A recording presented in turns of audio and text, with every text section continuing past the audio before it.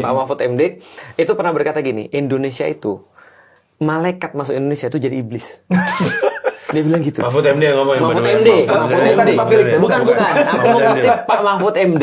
Beliau bilang bahwasanya malaikat aja masuk ke Indonesia tuh jadi iblis, kata dia. Karena kita tahu bahwasanya sistem itu adalah menjadikan input apapun, outputnya akan jadi seragam kan itu kan ya. Nah setelah beliau ngomong itu beliau masuk sistem. Walaupun sekarang dilepeh lagi sama Sekarang beliau banyak kritik lagi. Tempat sih.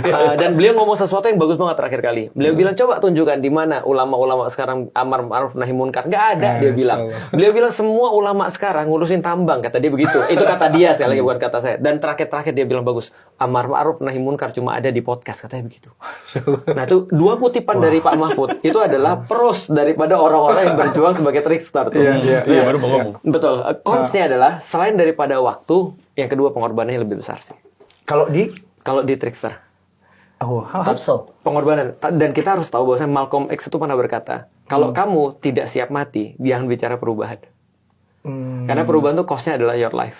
Malcolm X itu kan dia sempat di dalam kan, Betul. di Black Panther-nya, Betul. terus akhirnya dia kan Dia keluar. Okay. Nah akhirnya dia bilang seperti itu, harus siap dengan perubahan, dan akhirnya dia mati kan ditembak. Nah tapi menurutku sih memang pengorbanan sama waktu yang panjang sih, karena investasi itu seringkali tidak berbuah di masa kita. Jadi kita memang melihatnya harus panjang. Gitu. Nah, tapi kalau misalnya di dalam investasi kadang-kadang bisa jadi berbuah di saat itu juga bisa jadi. Tapi yang tadi aku bilang kadang-kadang niatnya sih jadi berjuang dari dalam, tapi jadi orang dalam kan. Nah, dan kadang-kadang itu nggak enak itu kan ya. Aku boleh sebut nama nggak sih? Kalau mau disensor nggak apa-apa ya. Panji pernah ditanya sama Narji. Masih ingat ya Mas?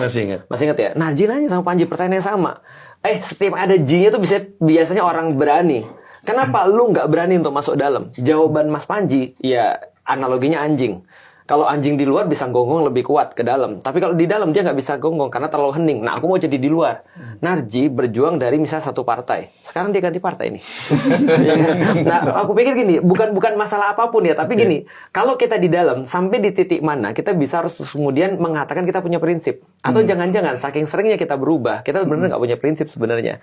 Nah jadi seperti orang-orang bilang, kalau kamu bisa mentoleransi segala sesuatu, sebenarnya kamu nggak punya prinsip sebenarnya.